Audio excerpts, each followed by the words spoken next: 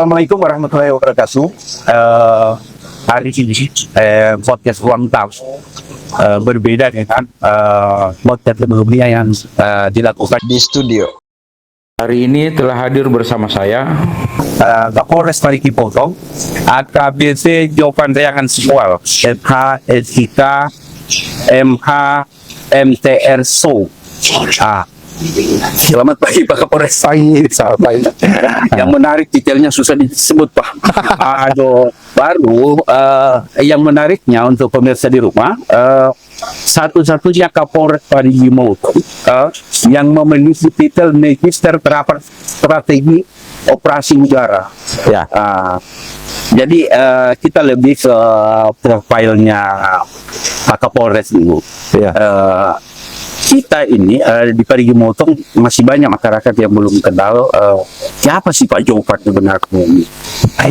Dengan detail yang begitu panjang dan yang karirnya betul-betul sebagai pemegang tongkat komando yang sukses membawa Parigi Motong pada pilkada kemarin. Agak lumayan agak mencekam sebenarnya, tak sudah damai di kota. Kira-kira seperti apa kira-kira Pak? Sebenarnya yang inilah ya, tentang MTR SOW itu. MTR SOW itu Magister Terapan Strategi Operasi Udara itu kita ini sekolahnya di Angkatan Udara. Jadi strategi operasi udara itu sebenarnya perang udara. Perang udara yang memang diajarin pada saat sekolah kemarin. Terus yang lain-lain, kalau yang SIK itu sarjana ilmu kepolisian. Kalau yang hukum karena bertepatan saya sekolah hukum juga. Paling itu. Kalau untuk asal Pak, sebenarnya Bapak ini ada Jawanya atau Minahasa Pak? Tulen. Minahasa Tulen. Lahir di KTP itu tulisannya Ujung Pandang. Berarti kan di Makassar ya. Bertepatan almarhum papi itu sekolah di Makassar ya waktu itu. Jadi akhirnya lahirlah di sana. Sekolah besar di Manado, sekolah di Manado sampai SMA, terus masuk Akpol. Ya. Ditempatkannya pertama di daerah Sumatera, yang kedua di Kalimantan, yang ketiga ini di Sulawesi. Ya, Pak Kapolres, ada titik balik yang kemudian membawa Bapak memutuskan mengabdi diri di kepolisian? Ya, ada kasus inisiatif atau kejadian khusus yang membekas sehingga Bapak menjadi seorang politikus? nggak ada. Yang ada itu mau cari kerja. Nah, Fair ya, real. ya. Yang kedua, waktu dulu masih SMA berpikir bahwa mau cari sekolah yang memang langsung siap kerja daripada kuliah terus habis itu mau melamar lagi. Akhirnya cobalah di Akabri waktu itu ya, masuk di Akpol, bertepatan lulus, jadi sekolah lah di Akpol sekitar lulus tahun 2002 kan, 2002. Kalau untuk setelah Bapak ditugaskan di Polres Parigi Motong, capaian apa yang, karena ini menjadi salah satu pertanyaan masyarakat juga, Ya, bahwa biasanya di pilkada itu ada aksi-aksi yang bisa istilahnya agak rawan. Ya. Nah, tapi dengan hadirnya Pak Kapolres Ya. sebagai Polres Parigi Motong, ini Parigi ya, walaupun adanya PSU, tapi adem. Kira-kira apa rahasianya itu? Nggak ada rahasianya. Yang ada itu, waktu ditempatkan di Parigi Motong ini untuk dipertanggungjawabkan lah untuk menjadi Kapolres. Yang pertama itu saya punya niat bahwa saya sangat sayang dengan Parigi Motong. Itu aja dulu kan. Kalau orang kita ini nggak sayang, ya setidaknya tidak memberikan effort yang berbalik lagi dari daerah ini, termasuk alam, termasuk semesta, semuanya yang ya ada manusianya, ada orang-orangnya gitu. Nah pada intinya sih sebenarnya sayang dulu dengan Parigi Motong ini, karena apapun ceritanya Torampe daerah ini menurut saya sih sekeping surga yang dianugerahi Tuhan ya. Apa yang tidak ada di sini? Beras ada, ikan ada, sayur ada, buah ada, pokoknya banyak, semua ada. Kebutuhan dasarnya ada. Berarti memang Parigi Motong ini sumber alamnya luas. Iya. Cuman memang pengelolaannya yang agak kurang atau ini tidak ada menurut kacamata Bapak? Kalau dari kacamata saya mungkin akan lebih dioptimalkan. Ya. Selama ini mungkin secara turun-temurun, mungkin ditangani secara tradisional atau konvensional, mungkin ke depan bisa ditangani kan dengan modern, atau mungkin lebih kepada diatur, di manage dari hulu ke hilir. Jadi dengan demikian bisa bermanfaat dan jauh lebih bermanfaat buat masyarakat. Kalau sumber daya alam Parigi Motong yang kita lihat sekarang ini Pak, Ya. harusnya itu bisa membuat masyarakat Parigi Motong untuk lebih banyak beraktivitas, sehingga mereka juga bisa melupakan hal-hal yang berbentuk kriminalisasi. Ya. Kalau saya melihatnya dari sisi daya dorong ya, daya dorong maksudnya itu dari semua aspek, baik dari sisi pembiayaan, baik dari sisi pengetahuan, dari sisi teknologi, ya mungkin lebih kepada dioptimalkan mungkin ke depan, sehingga ada prioritas-prioritas, kemudian itu menjadi daya magnet lah buat orang atau di luar terhadap Parigi Motong ini.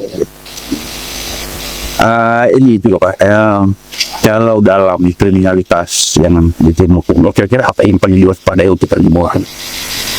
Parigi Motong ini, kalau saya ya, Ya. saya ngelihat dari sisi keamanan dan ketertiban masyarakat, yang ada itu potensi ribut. Ribut itu karena ketidaktahuan tentang informasi. Nah, saya berusaha betul sebagai polisi atau ditugaskan di Polres ini untuk mencoba menjembatani tentang informasi gitu. Jadi masyarakat kan bisa tanya apa kira-kira kendalanya apa, kemudian informasi yang mungkin bisa kita sambungkan dengan pihak-pihak mungkin dalam hal ini pemerintah daerah, dalam hal ini mungkin antar masyarakat gitu. Lah, lebih kepada titik itu sih sebenarnya. Ya, tentunya untuk menciptakan rasa aman ini, kira-kira langkah-langkah yang Bapak kan sempat muaris, Ya, ada gerakan bawah tanah begitu. ya. Teknik mekanisme lah ya, atau apapun lah ceritanya itu sebenarnya lebih kepada dalam bekerja itu tidak perlu terlalu menggembar-gemborkan, tetapi memang real kita menyentuh kepada titik gitu. Nah, yang saya sampaikan kemarin itu tentang teknisnya underground itu, ya kita menyentuh langsung. Menyentuh langsungnya itu seandainya ada kendala apa, ada potensi permasalahan apa, kita deteksi dulu. Nah, udah kita deteksi, kemudian kita lakukan deteksi aksi dengan melakukan beberapa hal, seandainya menjembatani komunikasi. Nah, intinya sih sebenarnya itu. Ini yang menarik juga Pak. Ya. Sebelum kami melayangkan undangan, ada testimoni kepada anggota, termasuk Iya. ada 2 anggota sama 1 LSM. Jadi kami mempertanyakan seperti apa sosok Jopan sebenarnya Ya. di mata anggotanya sendiri. Jadi mereka menjawab bahwa Pak Jopan itu orangnya tegak, disiplin waktu. Dan beliau memerintahkan anggotanya itu kerja, silakan kalian kerja dulu. Nanti apa kendalanya, baru kalian laporkan. Nah, apa betul itu Pak? Sebenarnya itu ini ya, pekerjaan kita ini kan dinamisnya bukan main. Khususnya kami yang di Polres ya, termasuk membangun dari personil saya lah, teman-teman kerja saya itu. Ada kalanya mau dikerjakan tapi dipikir-pikir dulu lah, atau mungkin dikomentarin dulu. Nah, yang saya maksudkan itu apa yang diperintahkan, apa yang diberikan petunjuk, laksanakan saja dulu. Sekiranya dalam proses melaksanakan itu ada kendala, baru kita laporkan. Berarti jalan dulu Pak. Ya, harus itu, karena begitu dinamisnya kan, tentang situasi, dinamisnya pekerjaan, tugas yang memang yang kami emban lah. Itulah kan begini, kesalahan anggota itu pasti imbasnya ke pemimpin. Ya, Itulah makanya ini juga salah satu orang anggotanya Bapak mengatakan bahwa jadi begitu ketika ditanyakan apa yang Bapak paling benci. ya, Nah, ketika mereka menjawab, dia bilang, dia paling benci orang-orang yang anggotanya yang berkecimpung di dunia narkoba. ya. Nah, itu. Iya. Jadi memang betul itu Pak ya. Narkoba itu bikin bodoh. Bagaimana ceritanya kan? Itu barang yang dipakai tidak ada manfaatnya, bikin saraf putus. Kenapa pakai itu? Dan saya memang kan kalau memang ketahuan dan memang kena proses, ya itu doang, itu doang. Kira-kira kalau untuk paling itu sudah berapa orang PTDH? Kan 6 orang. Lagi tinggal proses juga ada. Make. Saya kurang tahu pergaulannya mereka seperti apa. Tetapi untuk narkoba jangan sekali coba itu. Karena itu yang saya bilang tadi. Dia daya rusaknya itu bukan hanya untuk yang bersangkutan. Daya rusaknya itu termasuk, mohon maaf, ke keluarga, orang tua, kemudian aku pernah ya sekedar cerita lah, kalau masyarakat itu sampai seng di rumah kan dijual gitu, gara-gara narkoba itu. Banyak, dampaknya banyak. Nah, kita yang bertugas kemudian pakai narkoba, rasa-rasa enggak, tidak baik lah. Ya, kalau boleh cari yang selain narkoba, kalau boleh nggak boleh. Juga kita konfirmasi juga salah satu terkuat. Jadi dia mengatakan bahwa penggelapan itu itu juga saya itu ada beberapa yang dibuat itu tidak berujung kekecauan yang penuh. Ya, itu sebatas maksimum. Jadi itu yang kita tanyakan, dan yang perlu untuk menggantikan Jovan. Ketika waktu di tahun berapa beberapa kejadian, sebelum pilkada kemarin itu ada beberapa kejadian aksi yang berujung itu, termasuk ada aksi pemblokiran jalan di Sini yang berbuntut ya salah satu mahasiswa jadi ada beberapa aksi yang dibunuh di matanya Pak Jokowi. Aksi itu kami kira-kira bagaimana untuk bapak dengan masyarakat itu tidak akan terjadi. Lebih kepada memanage lah. Jadi tentang aktivitas itu kan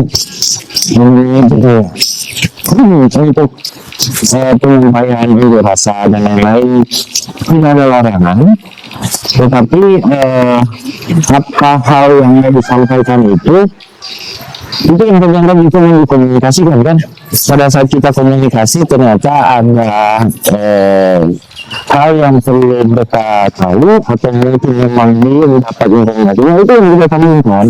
Dengan demikian mungkin para pengunjuk rasa atau yang menyampaikan aspirasi itu bisa terkomunikasikan. Ya itu sebenarnya. Kalau teknis yang di lapangan, ya pendekatannya normatif kayak sosiologis masyarakat, karakter masyarakat. Ya apapun ceritanya, secara budaya dan sosial, saya mengalami di sini dengan melihat bagaimana karakter ini masyarakat. Ya, oke. Untuk testimoni yang kami lakukan nanti setelah jeda ini kita akan putarkan.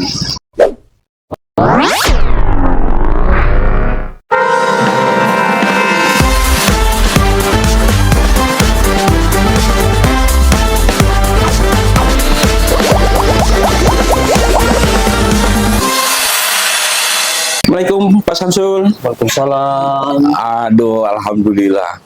Ketemu lagi Pak Samsul. Ini kalau kita melihat sosok Kapolres seperti apa kira-kira menurut Bapak? Kalau menurut saya sebagai anggota Polri yang bertugas di Polres Parigi Motong, sosok dari Bapak Kapolres itu adalah sangat tegas, disiplin. Memang selama beliau memimpin, Pak Samsul, kira-kira apa yang kesan-kesan yang paling Bapak ingat soal kepemimpinan beliau itu? Kalau dari saya pribadi yang sangat berkesan ialah terkait masalah waktu, Pak. Tegas ya? Sangat tegas terkait waktu.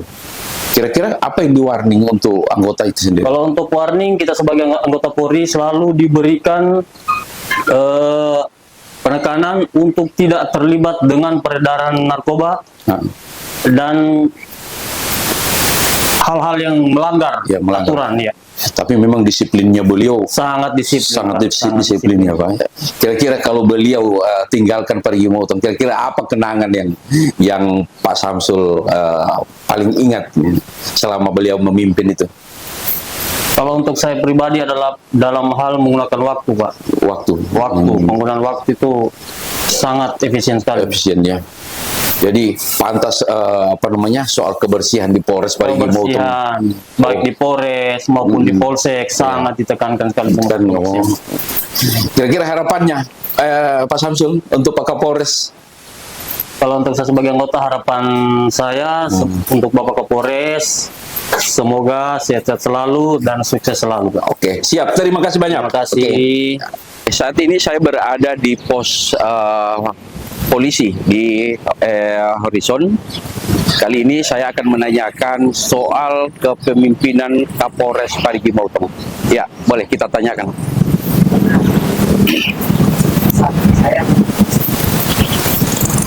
Oke, selamat sore Pak. Sore. Oke, dengan Pak siapa?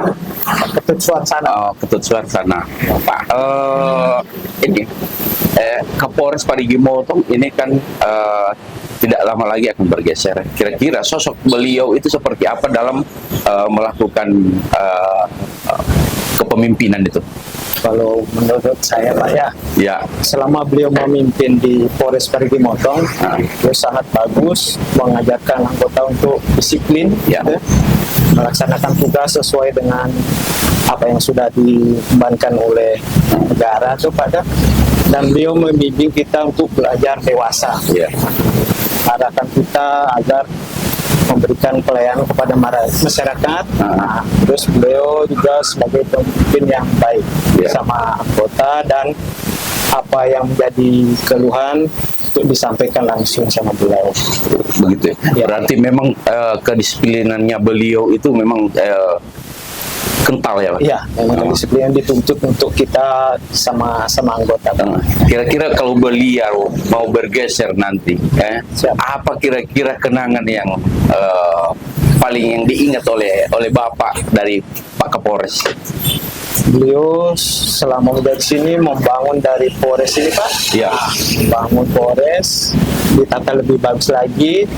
Ada tuh untuk pelayanan yang Ya. satu atap sekarang jadikan satu semua pelayanan di sana.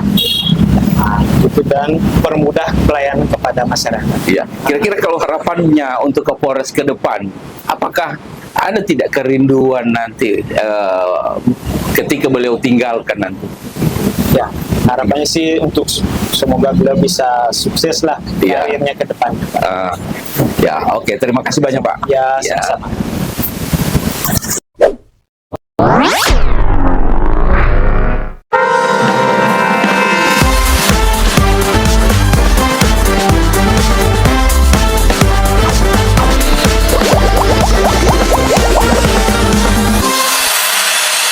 Pemirsa yang ada di rumah, sosok seorang Jovan ini memang jadi perbincangan di mata masyarakat karena tugas-tugas beliau di Parigi Motong ini termasuk jadi kira-kira Pak Kapolres, apa saja capaian-capaian yang diraih kalau menurut Bapak yang kemarin masih agak buruk penanganannya, lanjut sekarang agak membaik?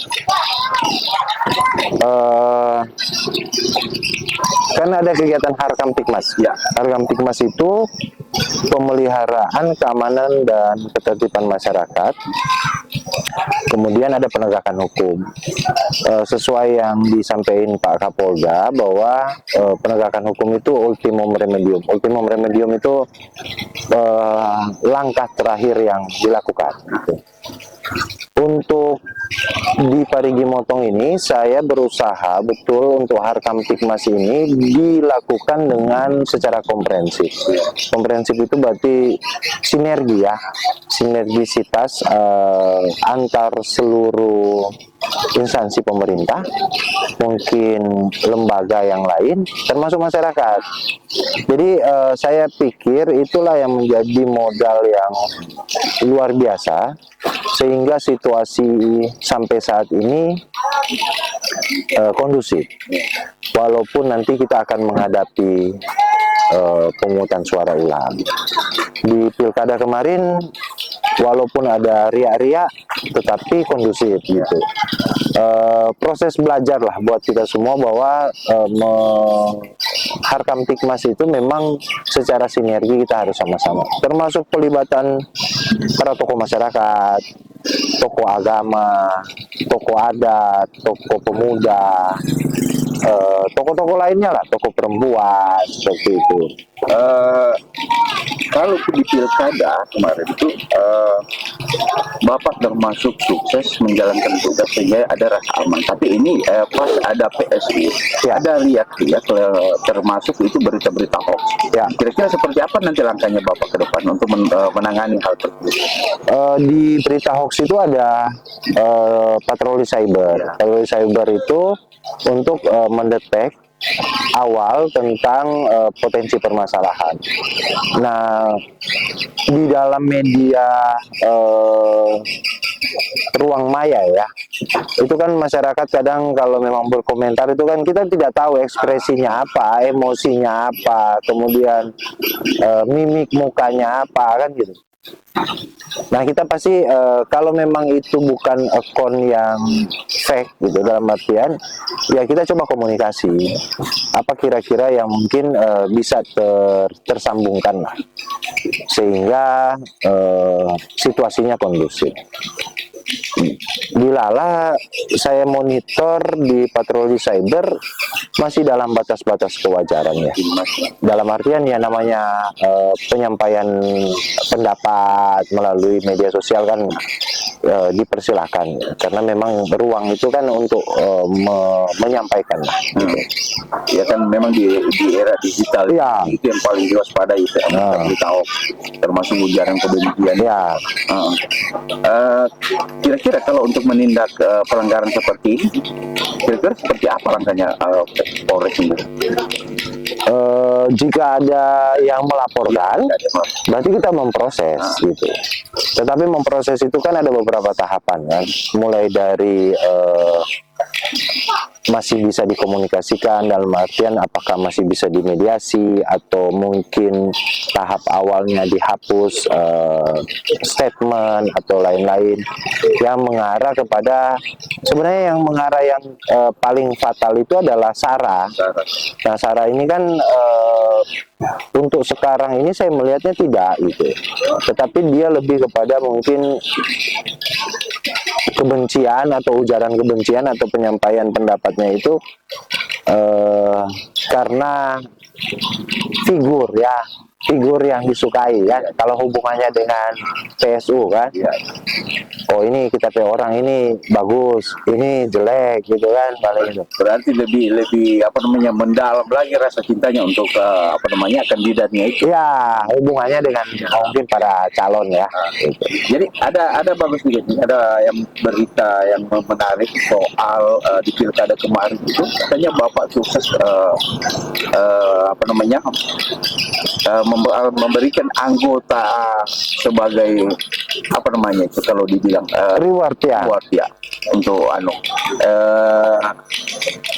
memasang apa namanya itu? Oh, ansibong. Ansibong itu ada TPS yang cukup jauh. Bukan cukup jauh sebenarnya, jauh betul. Kalau tidak salah ada 8 bukit yang dilewati itu, yang memang harus ditempuh perjalanannya 2 hari 2 malam, dan jalan kaki. Nah, personil yang saya siapkan itu sampai ke titik bersama-sama dengan KPPS untuk menyelenggarakan itu sampai saudara-saudara yang di atas kan, mereka kumpul kemudian melakukan kegiatan pencoblosan di pemungutan suara itu dimulai dari pemilu kemarin, pilpres, pileg, kemudian sampai ke pilkada. Nah, ada beberapa personil yang memang bertepatan dia mau mengikuti jenjang sekolahnya itu dan sudah waktunya, kemudian kami laporkan ke Pak Kapolda. Kemudian kita sajikanlah tentang situasi proses perjalanan itu. Kalau mungkin ada yang tahu atau mungkin ada yang lihat proses perjalanannya mereka, mungkin ada di media YouTube atau yang lain. Saya rasa itu bukan perjalanan yang mudah ya. 8 bukit loh Pak. Ya, perkiraannya sih 8 bukit. Naik turun, dan bukan balingkar. Ini begini nih. Berarti kalau setelah mereka sampai di sana itu masih mengumpulkan masyarakat atau ada tokoh adat yang tokoh adat yang dihubungi, kemudian masyarakat kumpul. Sampai saudara-saudara di sana itu kan nomaden, dalam artian berpindah-pindah, kemudian terpisah-pisah. Nah, mereka meluangkan waktu untuk hari itu luar biasa. Kumpullah seluruh masyarakat yang ada di sana itu sesuai DPT-nya, kemudian memberikan suara. Kira-kira bagaimana Bapak mendapatkan informasi bahwa di Ansibong itu memiliki banyak penduduk? Data DPT kan ada, data DPT ada, terus TPS-nya juga ada, dan sesuai dengan hasil komunikasi dan koordinasi dengan KPU, apapun ceritanya, TPS itu harus terselenggara. Kalau tidak kan kita bermasalah. Nah, mau tidak mau, mulai dari pihak KPU selaku penyelenggara, pihak pengamanan dan lain-lain, wajib sampai di lokasi itu. Berarti kalau umpamanya anggota tidak sampai, berarti ya gagal lah Ansibong untuk. Ya, salah satu mungkin tidak sampai, ya dimungkinkan ada masalah kan. Jadi ini memang mesti secara sinergi, itu yang saya bilang tadi, sinergisitas itu kemudian bisa sama-sama menyelenggarakan. Sama juga lah dengan kita menangani harkam tikmasnya kita di sini kan gitu. Pak Kapolres juga kalau dilihat setelah datang di tempat di lokasi ini agak apa namanya memang pencinta sadar wisata sebenarnya, Pokdarwis. Berarti memang selain punya jabatan sebagai Kapolres, berarti Bapak juga pencinta traveling rupanya. Enggak, saya cinta pantai. pantai. Cinta pantai ya. Cinta pantai, ya lebih tepatnya mungkin sayang dengan semuanya kan.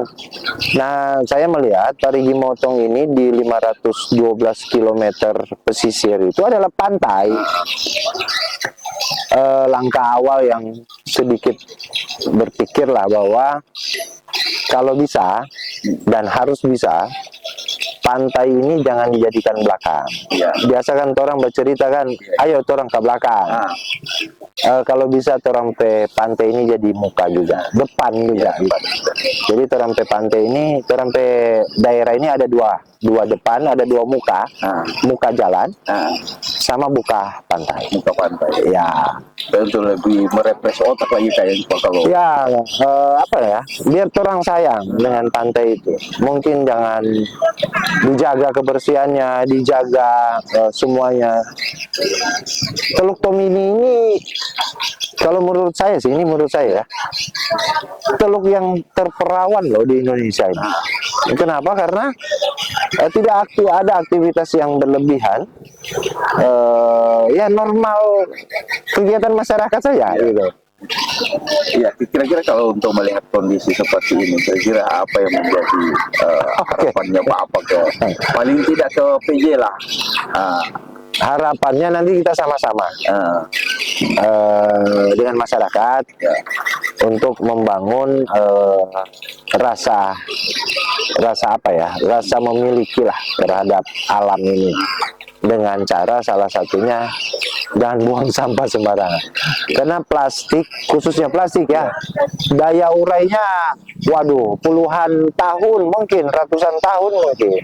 Kalau bicara di pesisir pantai Bantaya, pesisir pantai Bantaya ini memang itu masih dalam zona merah Pak, dalam posisi narkoba. Ya, Kira-kira langkahnya Bapak apa namanya selama bertugas selama 1 tahun lebih, mau hampir 2 tahun ini, kira-kira apa semua yang sudah dilakukan oleh Polri? khususnya Bantaya ya. Bantaya ini terakhir di 3 bulan terakhir itu kami buat ada kampung tangguh narkoba. Di dalam kampung tangguh narkoba itu, anti narkoba itu, peran masyarakat itu dilibatkan.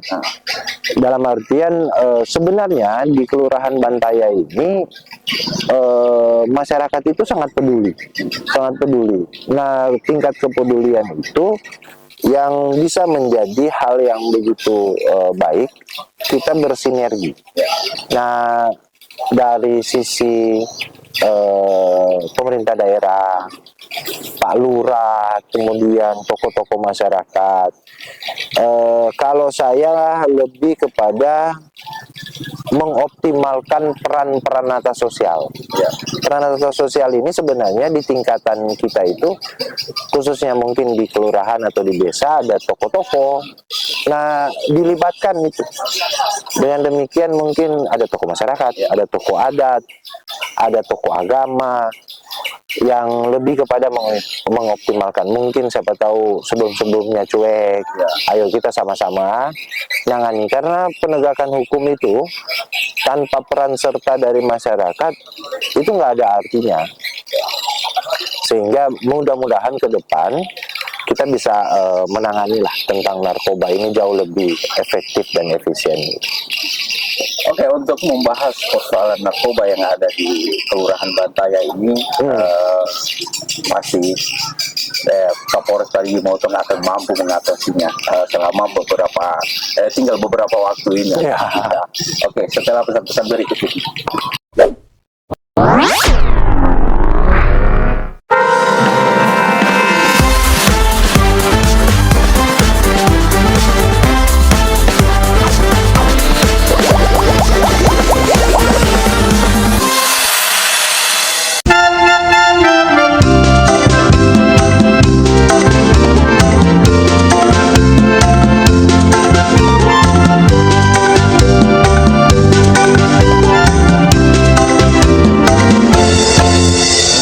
Assalamualaikum warahmatullahi wabarakatuh. wabarakatuh. Salam sejahtera untuk kita sekalian. Om Swastiastu, Namo Buddhaya, salam kebajikan, salam sehat untuk kita semua.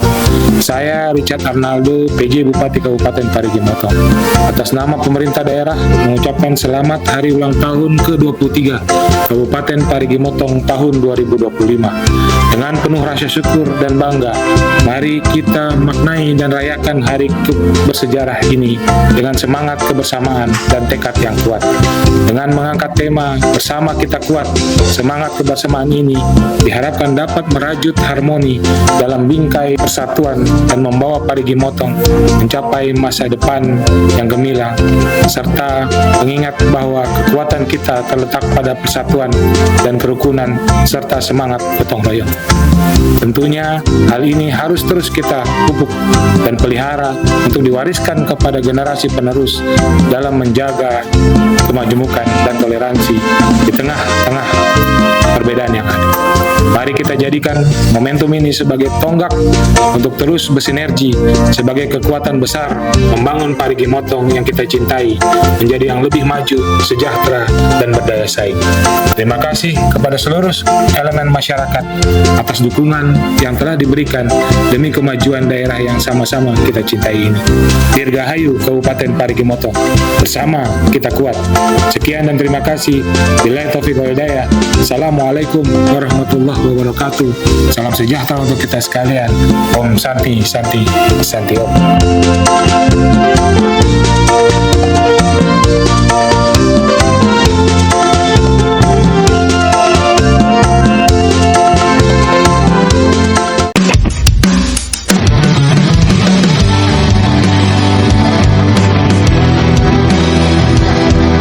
Assalamualaikum warahmatullahi wabarakatuh. Salam sejahtera untuk kita sekalian. Om Swastiastu, Namo Buddhaya, salam kebajikan, salam sehat untuk kita semua.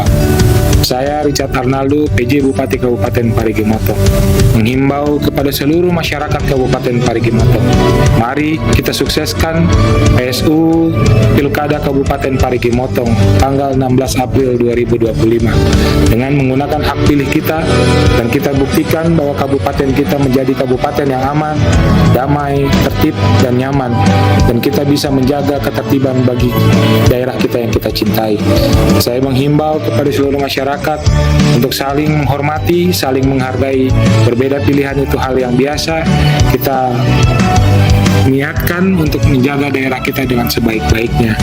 Dan saya menghimbau kepada seluruh perangkat daerah, aparatur sipil negara, TNI, Polri di seluruh wilayah Kabupaten Parigi Motong untuk tetap menjaga netralitas dan tidak ikut campur dalam politik praktis di daerah kita. Semoga ini kita bisa menjaga bersama dan kita menciptakan kedamaian di Kabupaten Parigi Motong. Demikian yang dapat saya sampaikan. Terima kasih. Billahi taufiq wal hidayah. Assalamualaikum warahmatullahi wabarakatuh. Salam sejahtera untuk kita sekalian. Om Santi Santi Santi Om.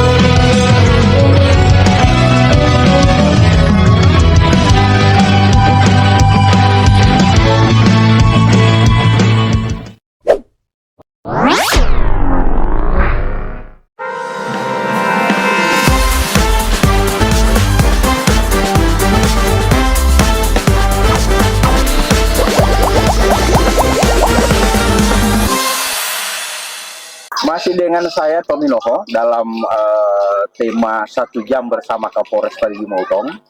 Ya, Pak Kapolres, kita bahas lagi soal narkoba. Persoalan narkoba ini itu banyak yang main status di FB bahwa pihak kepolisian itu seakan tidak memperdulikan persoalan narkoba. Bahkan ada masyarakat yang menemukan pemakai, tapi kenapa mereka bertanya-tanya kenapa mereka tidak ditangkap? Jadi prosedur hukum itu yang perlu disampaikan ke masyarakat, seperti apa kira-kira itu? Ya, jadi proses penegakan hukum khususnya untuk pengungkapan dan lain-lain itu ada proses panjang yang memang dilakukan oleh pihak kepolisian, termasuk kontrol delivery. Salah satunya itu kontrol delivery itu kemana barang atau narkoba ini dibawa. Kemudian bagi para pengguna itu sebenarnya direhab direhab melalui asesmen gitu. Nah, untuk melakukan proses penegakan hukum terhadap para pengguna, kita harus melakukan langkah-langkah yang komprehensif ya. Dalam artian pengguna narkoba ini lumayan dalam artian jumlah, sehingga kalau memang akan kita lakukan proses penegakan hukum, ada hal-hal yang perlu kita pertimbangkan. Dalam artian orang ini mau masuk sel semua kan, masuk sel, ditahan, kemudian diproses. Bagaimana sebenarnya kita melakukan langkah-langkah terhadap para pengguna ini gitu. Nah, itulah peran serta masyarakat gitu. Mungkin kadang ada pendapat bahwa pihak kepolisian tidak memperdulikan tentang para pengguna ini, kenapa dorang nggak tangkap dan lain-lain. Mungkin dilihat dari sisi yang berbeda ya.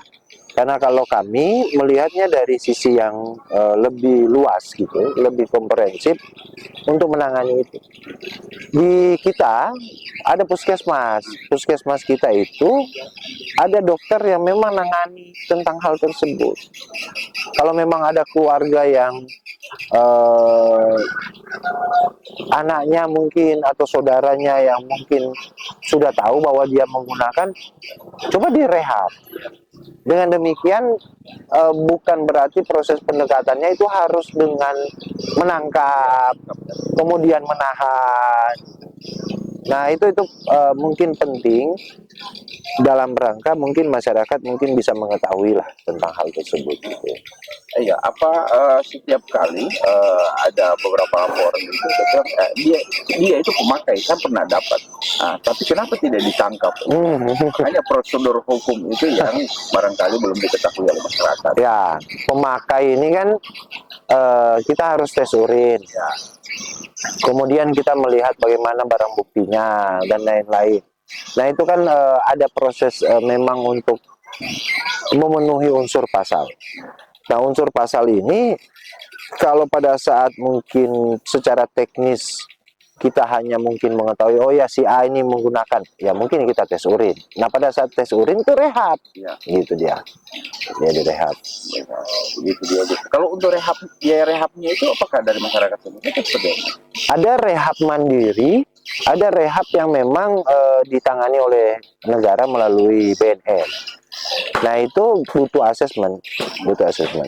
Nah, tahap awal yang saya sampaikan tadi tentang sinergisitas tentang penanganan narkoba ini, itu termasuk rehab, itu termasuk ada di puskesmas. Dalam artian mungkin mandiri ngobrol dengan dokternya yang bersangkutan untuk ikut rehab gitu.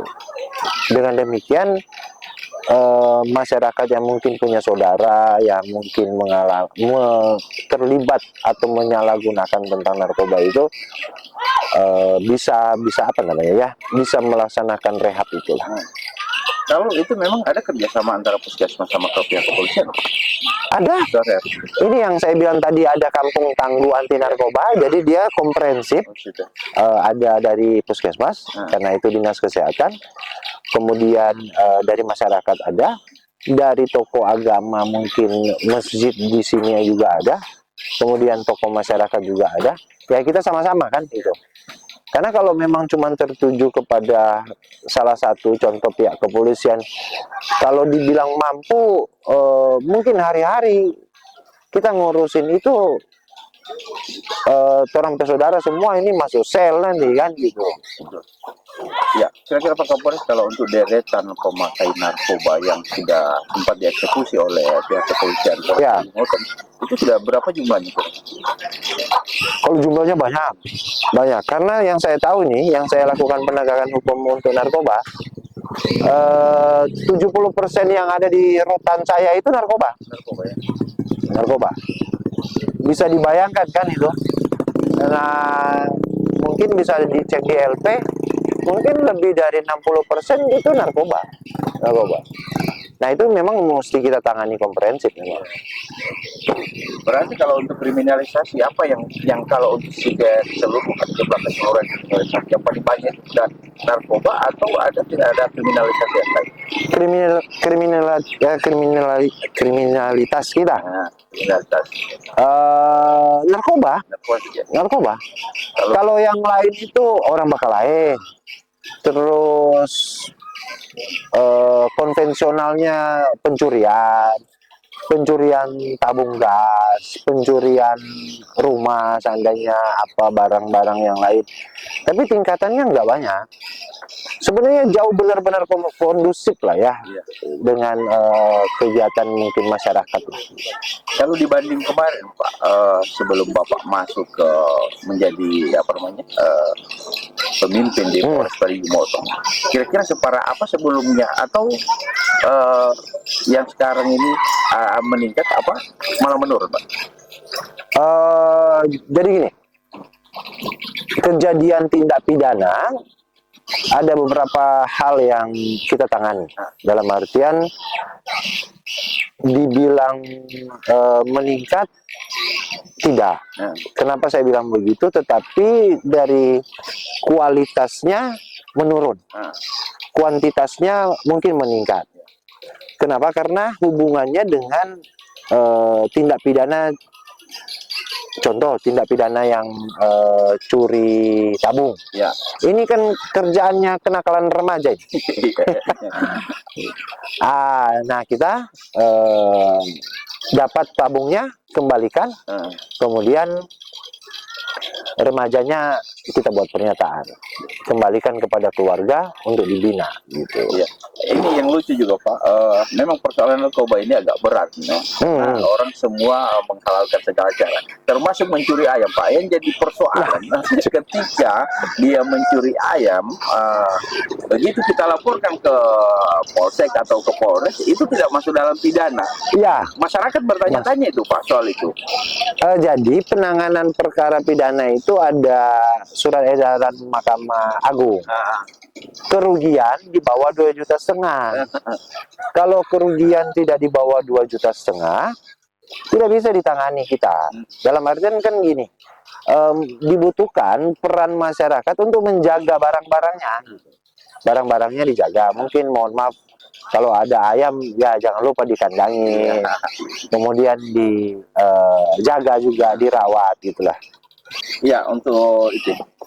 Ini kan sudah tinggal beberapa hari lagi untuk PSU. Nah, kira-kira strategi pengamanan PSU apa? Oke.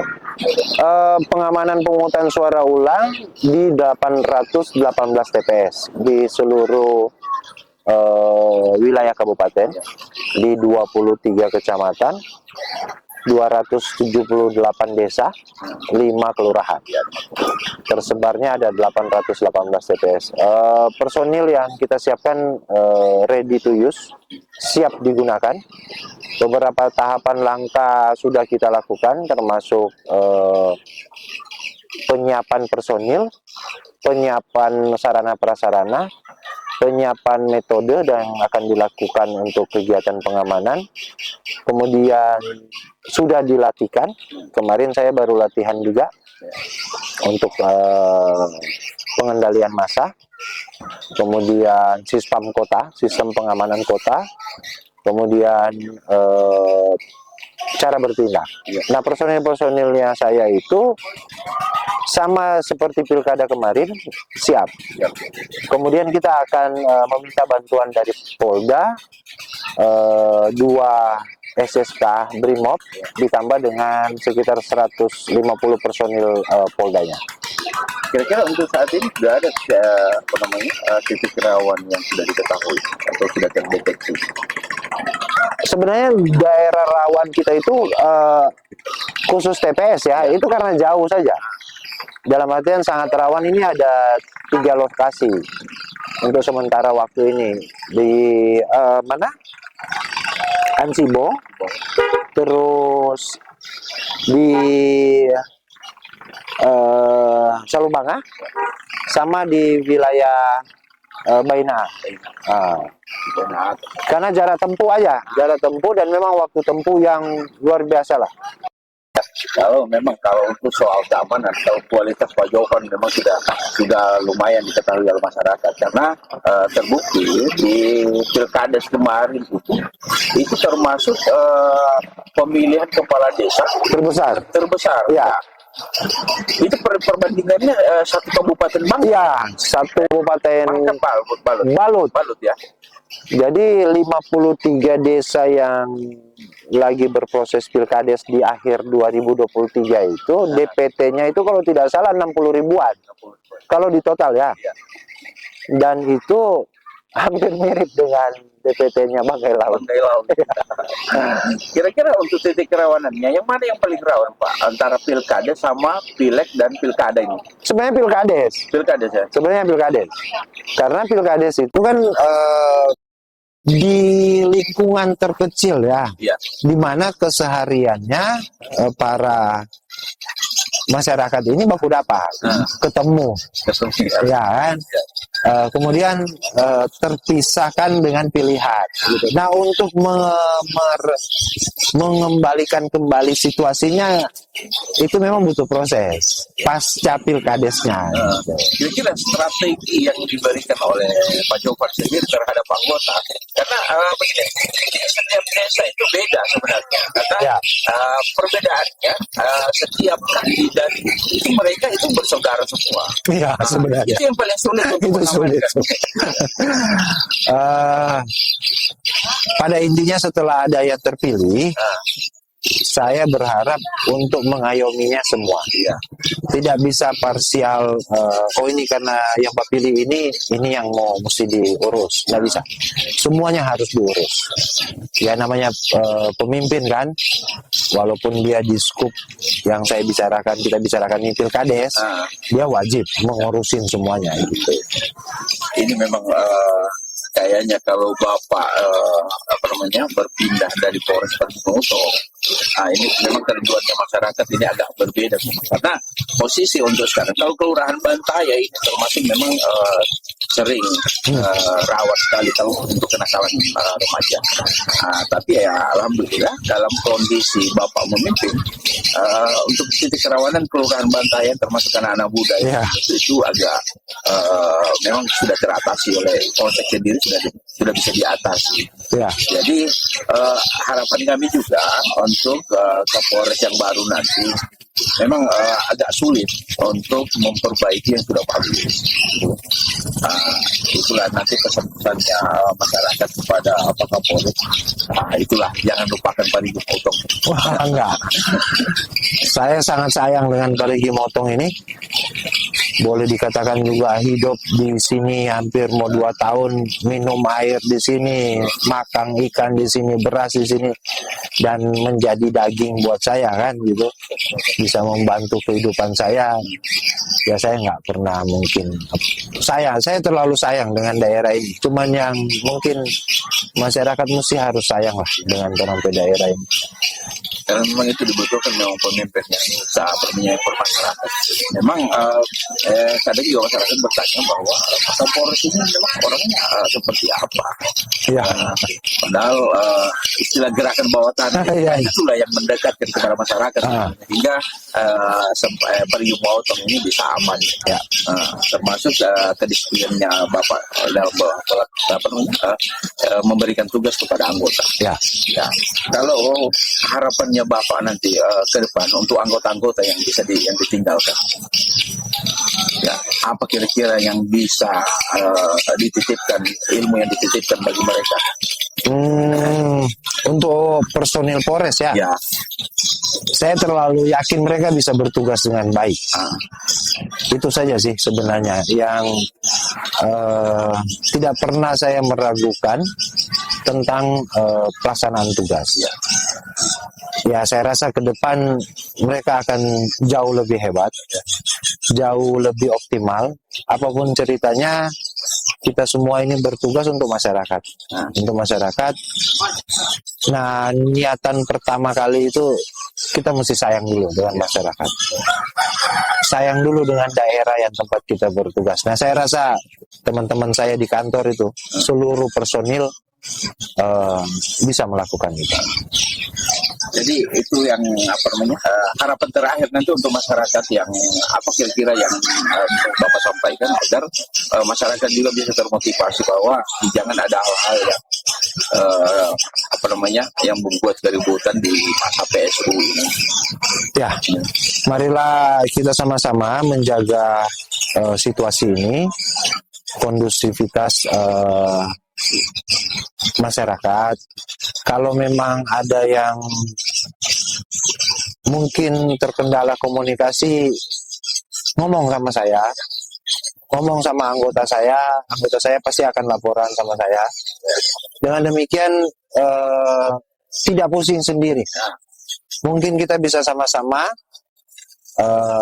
bagaimana melihat tentang situasi sekarang. Terus tidak perlu ada ujaran kebencian, tidak perlu ada hoax, tidak perlu ada yang mungkin ngejeknya sara, karena sensitif kan tentang hal-hal yang demikian.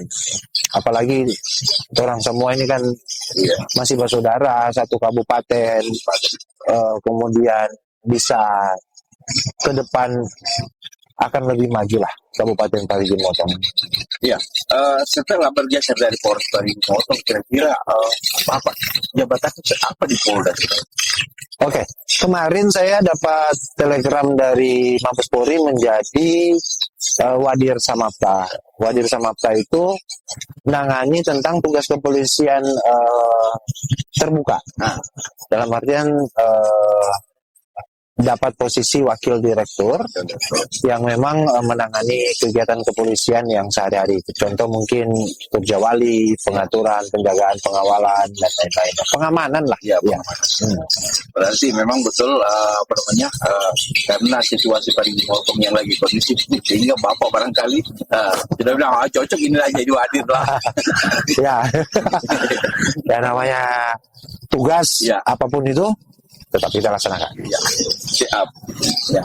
Jadi pesan terakhirnya Pak Kapolres untuk seluruh masyarakat itu, pesan terakhirnya kira-kira siapa tahu ada kenangan-kenangan yang bisa diberikan sama masyarakat Parigi Motong, karena itu salah satu LSM juga menyampaikan bahwa jangan sampai penggantinya Pak Jovan itu sulit untuk memperbaiki apa yang sudah Pak Jovan lakukan. Harapan kepada masyarakat ya, harapannya masyarakat bisa semakin kompak, bisa berusaha dengan segala hal, dengan segala sumber daya yang ada di kita sini. Kemudian kehidupan sehari-hari bisa berjalan dengan baik gitu. Dalam artian komunikasinya juga, kemudian rasa persaudaraan, rasa toleransi dengan berbagai latar belakang yang ada di wilayah Parigi Motong. Saya yakinlah masyarakat Parigi Motong ini akan sangat maju ke depannya dengan berbagai sumber daya yang ada di sini. Ya, oke. Pemirsa yang ada di rumah, untuk itu kami akhiri dulu pertemuan saya dengan Bapak Kapolres Parigi Motong. Saya Tommy mau undur diri dari hadapan Anda semua. Terima kasih banyak Kapolres sudah sempat menyempatkan hadir di podcast Ruang Tamu, walaupun suasananya berbeda dari sebelumnya. Kita main outdoor. Outdoor. Ya, oke. Terima kasih banyak.